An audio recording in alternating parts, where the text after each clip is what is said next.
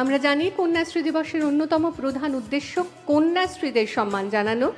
আজ এই অনুষ্ঠানে পুরস্কৃত হতে চলেছে 50 জন উজ্জ্বল কন্যাশ্রী, যার মধ্যে 38 জন কিশোরী কন্যাশ্রী প্রকল্পের আর্থিক অনুদান পেয়ে এখনো পড়াশুনো চালিয়ে যাচ্ছে। আমি তাদেরকে এক এক করে মঞ্চে ডাকবো। প্রথমে আমরা দেখতে পাচ্ছি হুগলি জেলার পৌলমী ঘোষকে। পৌলমী ঘোষ, কলকাতার দেবস্মিতা রায় এবং পশ্চিম মেদিনীপুরের সন্দীপ্তা কামিল্লা। এদের কথা একসঙ্গে কেন বললাম পরে বলছি। পৌলমী এবং দেবস্মিতা তারা নৃত্যে বিশেষ পারদর্শিতা দেখিয়েছে এবং সন্দীপ্তা পোস্টার বানানোয় দেখিয়েছে বিশেষ পারদর্শিতা।